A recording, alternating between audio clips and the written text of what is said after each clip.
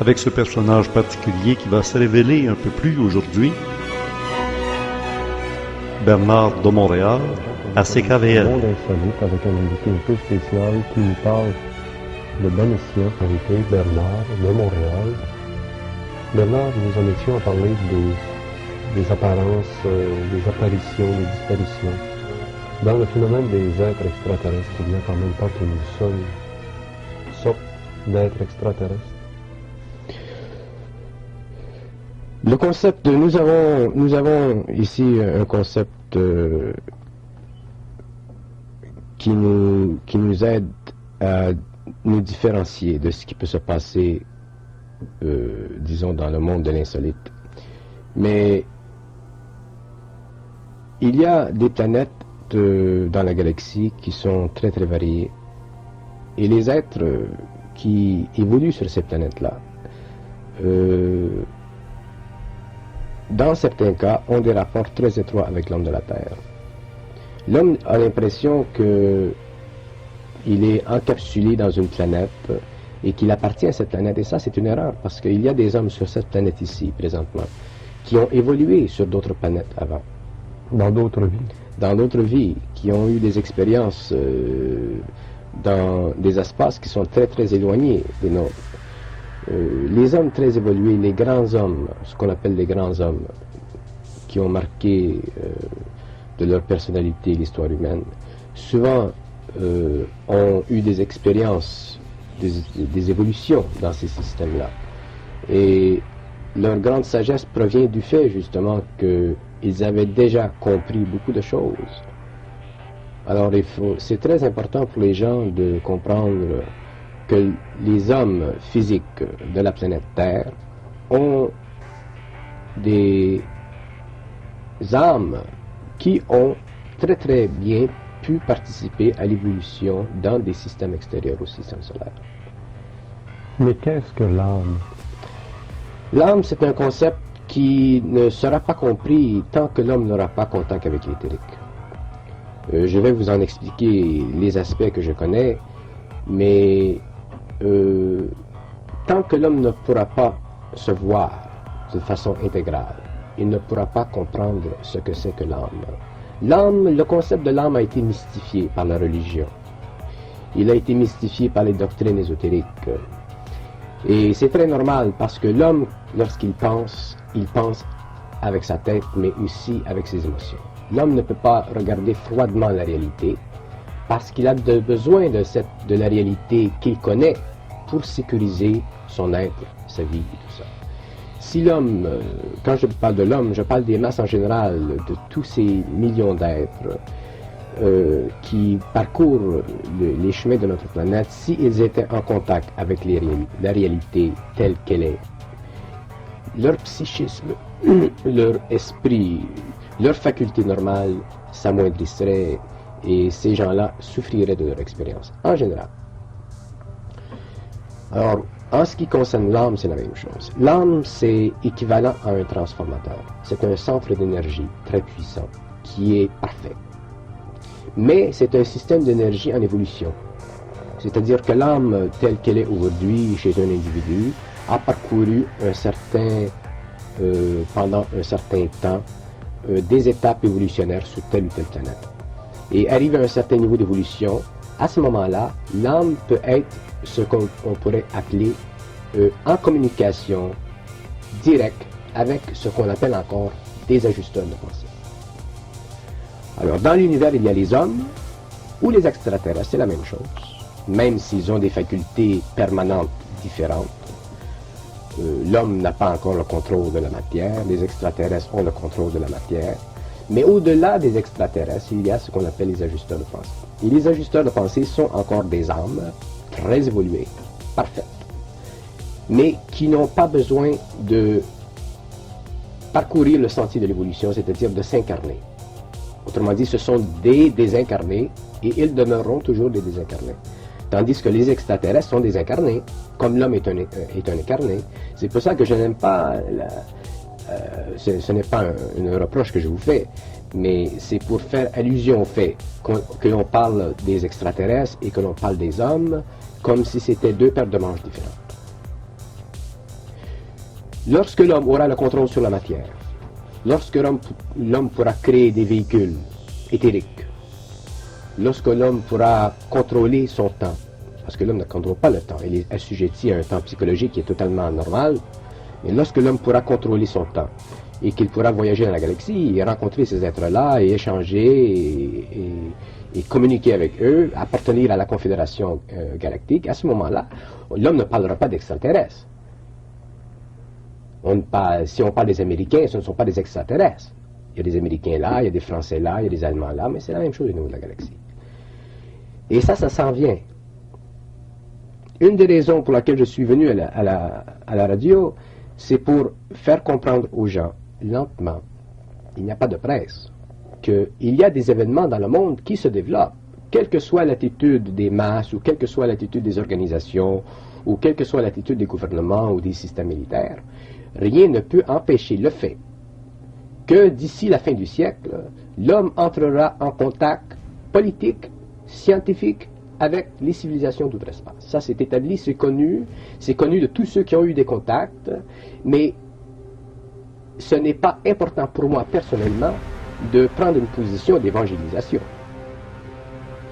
Je veux bien parler de ce que je reçois par transmission pour le bénéfice des individus, sans pour cela prendre une position d'autorité ou une position de vente.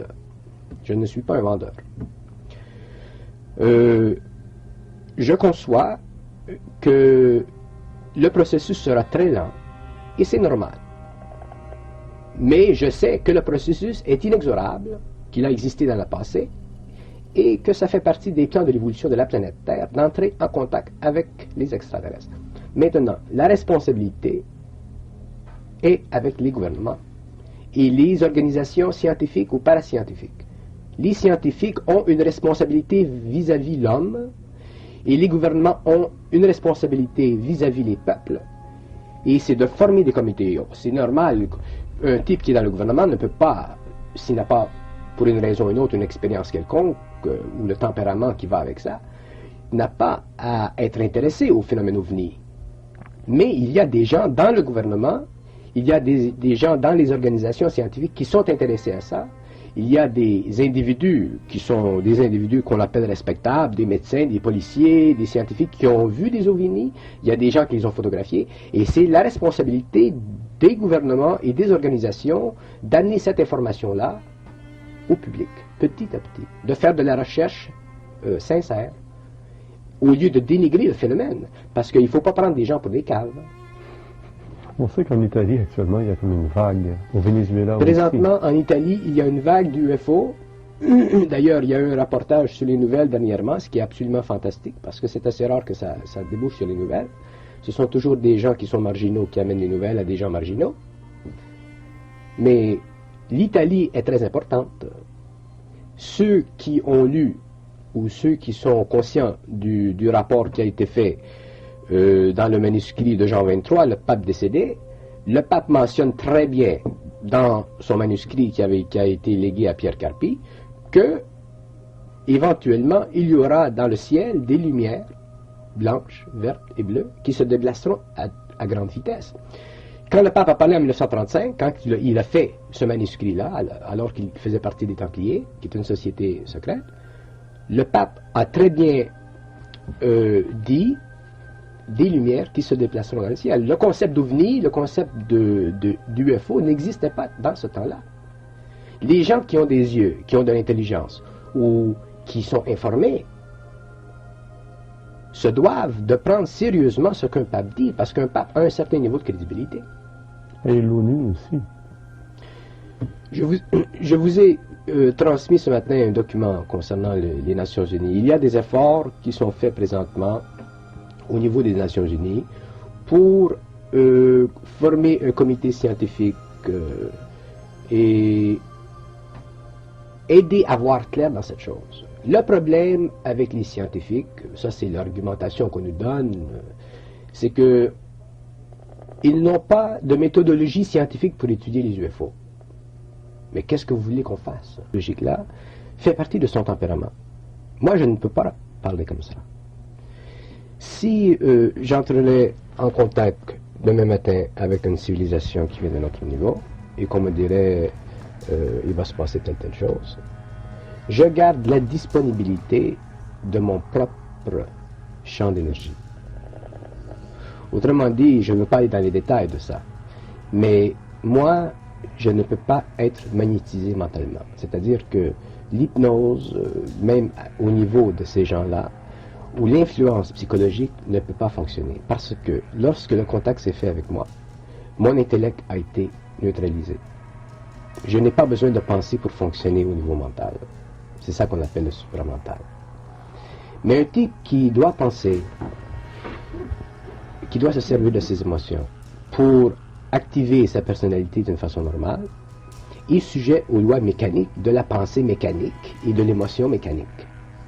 Alors automatiquement, même si on lui transmet un message qui est de haute valeur, à cause de son humanité, à cause de sa subjectivité, il peut, dans des cas qu'on connaît même, traduire ce message-là en bouffonnerie, ou il peut le traduire d'une façon très sérieuse.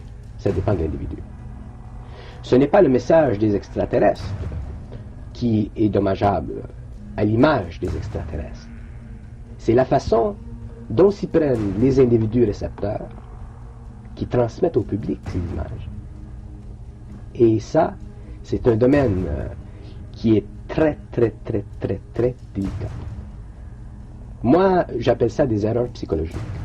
Si tu parles à un homme de quelque chose, ou si tu parles à une assemblée de quelque chose, pour en arriver à pouvoir traduire ce que tu veux dire et permettre que ce que tu dis soit totalement reçu dans une bonne ambiance psychologique, il faut absolument que tu sois neutre. Si tu veux vendre quelque chose, si tu veux imposer quelque chose, si tu veux agir autrement dit avec une certaine autorité, tu recevras automatiquement des réactions des autres. Ça c'est normal, parce que les égos, aujourd'hui, les égos humains sont opaques, ils ne sont pas translucides. C'est la raison pour laquelle je ne permettrai jamais qu'une personne m'interviewe, que toi et une autre personne que je connais. Parce que si je veux traduire vers l'extérieur ce que je veux dire, il faut qu'il y ait une empathie vibratoire. Si un type veut me mettre en boîte, je me laisserai pas mettre en boîte. On ne peut pas me mettre en boîte, parce que je ne me sers pas de mes émotions pour conditionner mon savoir. Je fais ce que je fais avec plaisir, je donne ce que je peux donner au niveau de l'information pour aider des gens à comprendre des domaines qui sont un peu perplexes, complexes, subtils, et ça s'arrête là. On veut pas. Moi, ça ne change rien. Tandis que dans le cas d'autres personnes qui ont été contactées, ils ont ce qu'ils appellent des missions. Le moment que tu as une mission, tu es sujet à une interprétation personnelle de ta relation avec le monde.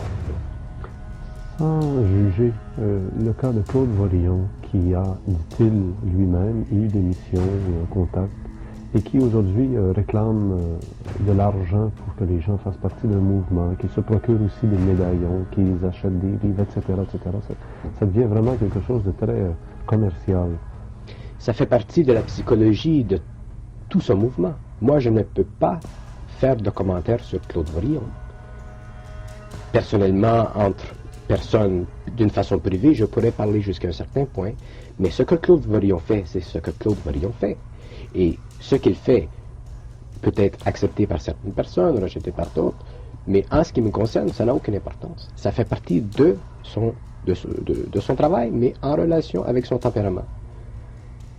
Si je fais une parenthèse, moi, je rencontre des extraterrestres, nous communiquons par télépathie, mais on ne m'impose rien. Parce que l'homme, essentiellement, il est libre, et il doit être libre. Et ça, je veux en parler. Le danger de l'humanité, qui va être vécu d'une façon très intense vers la fin du siècle, c'est que les hommes ne seront pas préparés dans ces systèmes-là, et il y aura une transmutation moléculaire de leur corps, de tous leurs principes, et à ce moment-là, ces gens-là pourront revenir sur le plan physique et fonctionner d'une façon harmonieuse entre eux et avec eux.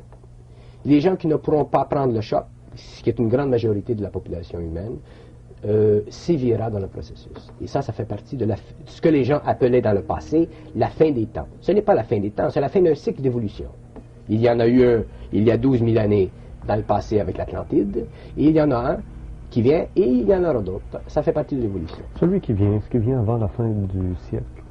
Celui qui vient, viendra quand ce sera le temps. Il n'y a personne qui le sait. On a des idées, des dates approximatives qui nous sont données, mais rien n'est dévoilé. Un type qui vous dit que ça se produira à telle date, vous verrez que ça ne se produira pas à cette date-là. Il y a des choses qui vont se produire dans cet environnement-là. Les grands médiums d'aujourd'hui, les gens qui sont très très sensibles, savent que c'est dans ce coin-là. Mais la date précise, c'est caché, il n'y a pas un homme qui le sait. Parce que ça fait partie des secrets cosmiques. Et vivre avec ça dans la tête, ce n'est pas plaisant. Ces êtres extraterrestres qui aimeraient autant que l'homme n'avancent pas trop vite dans sa conscience des choses, par la science, etc. Se serait-il manifesté lors du passage au paradis terrestre, lorsque l'homme a mangé l'arbre du fruit du bien et du mal, et qu'à ce moment-là, l'homme a été déchu? D'une certaine façon, l'homme a passé à une autre étape où, justement, il avait la conscience du bien et du mal. Bon, mais là, on tombe dans un passé. On tombe dans un passé qui est totalement inconnu du public. Ce qui était le paradis terrestre dans le passé, ce qui était la relation entre Adam et Ève, qu'on appelle dans la Bible, et des entités tout l'espace, c'est une situation qui est totalement occulte. Et pour parler de ça, ça nécessite une émission complète. Si on entre dans ce domaine-là, on n'en finira pas.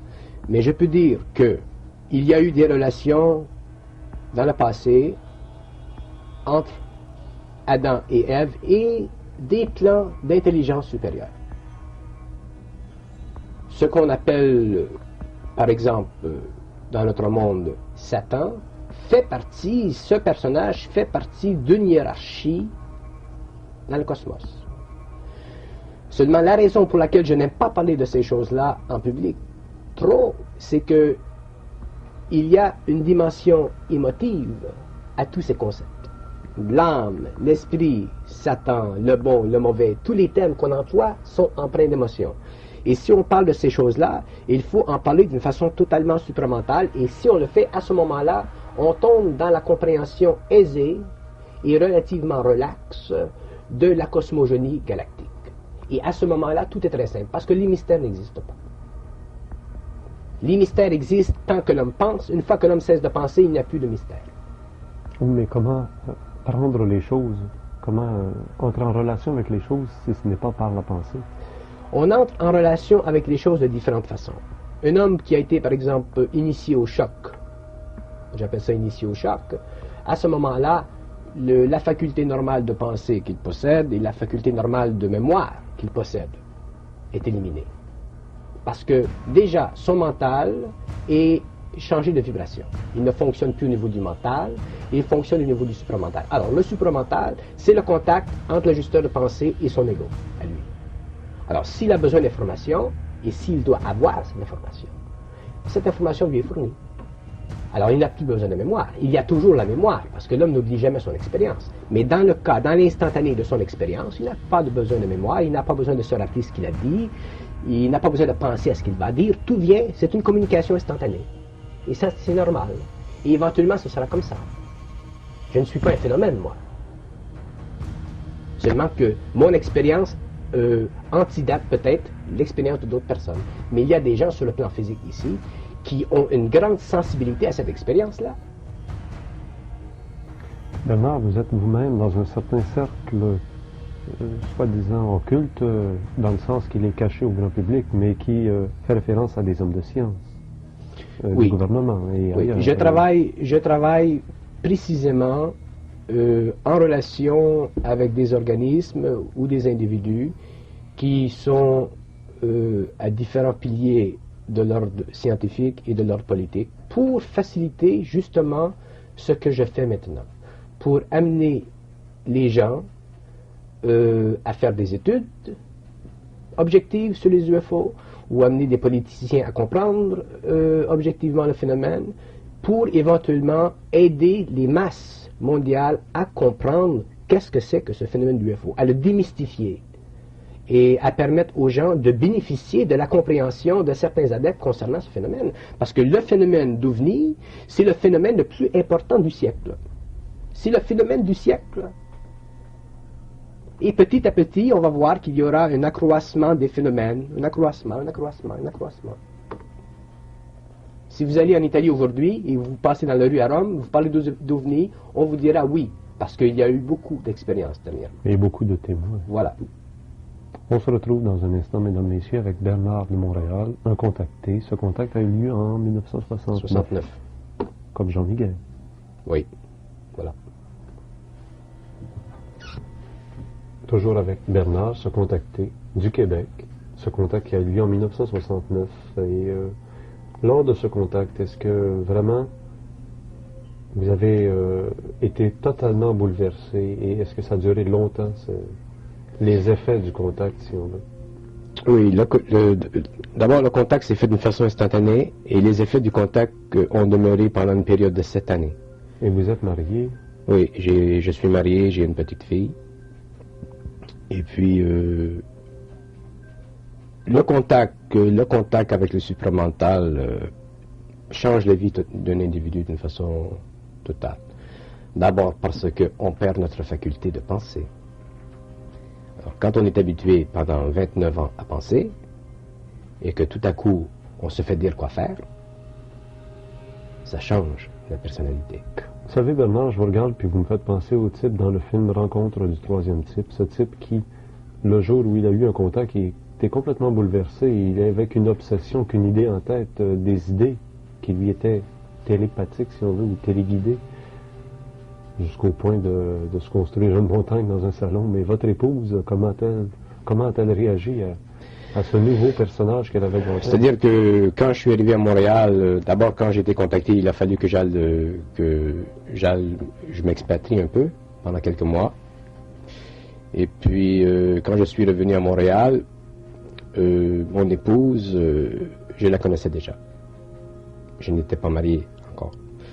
Mais tout m'était indiqué à ce moment-là, parce que dans un état comme ça, il faut avoir une femme qui a beaucoup de compréhension, une femme qui est sage, une femme qui est bonne, une femme qui est patiente, une femme qui peut, pendant longtemps, pendant des années, même si elle ne le sait pas, elle, subir le joug de cette transformation en profondeur.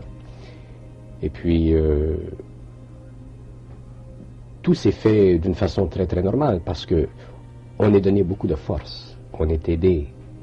Et le fait qu'on sait ce qui se passe avec soi-même, ça facilite les choses. Mais ça ne facilite pas nos relations avec les hommes. Jusqu'au moment où nous sommes arrivés à un état de stabilité vibratoire, où le mental il est calme, l'émotion il est stable, l'éthérique stable. À ce moment-là, là tu peux commencer à travailler avec les hommes et faire un certain chemin ensemble. Et là c'est facile parce que tu n'as pas l'ego qui fait interférence dans le processus. Mais cet ego, justement, cet ego, je sais qu'en psychologie, on considère que l'être humain se divise en différentes étapes, le moi, le soi, le je, l'ego. Ce que l'homme appelle l'ego en psychologie, c'est ce qu'on pourrait appeler la petite manifestation de la grande manifestation. Mais l'homme n'est pas conscient de la grande manifestation.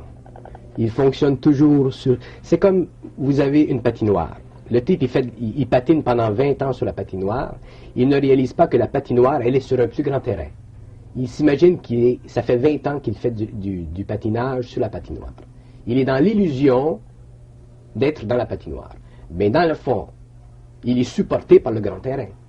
Ou comme le poisson dans son aquarium, Même on chose. s'imagine que l'univers finit à la vitre. Derrière l'homme qui pense, il y a un penseur. Mais l'homme maintient son identité par le fait, ou son ego, par le fait qu'il a l'impression que c'est lui qui pense. Et souvent, il va dire, oh, on dirait que c'est pas moi qui a pensé ça. Là, c'est là que vient, il appelle ça de l'intuition. L'intuition, c'est un niveau inférieur de cette communication télépathique cosmique. Si les channels étaient ouverts d'une façon totale, l'homme entrerait en contact télépathique mental précis avec d'autres intelligences sur d'autres niveaux d'évolution. Et à ce moment-là, il fait autre chose. Il y a une image qui est souvent utilisée lorsqu'on pense avoir une idée. On allume une lumière au-dessus de la tête de quelqu'un. Oui. C'est une image symbolique qui représente bien que l'idée est une chose qui provient instantanément, comme d'ailleurs. C'est justement ça. Si on observait en plus grande profondeur les symboles de nos expressions, on verrait qu'il y a beaucoup de choses qu'on essaie de nous dire des autres plans, mais que l'ego ne voit pas parce que justement il y a cette densité, il y a cette illusion qui persiste. Et quand vous établissez ça au niveau de la science, des armements, du contrôle des terrains et des ovnis, vous voyez que le problème des ovnis devient un problème très très important. Parce que les égos humains, les égos militaires, les égos en puissance ne veulent pas admettre qu'il y a d'autres intelligences.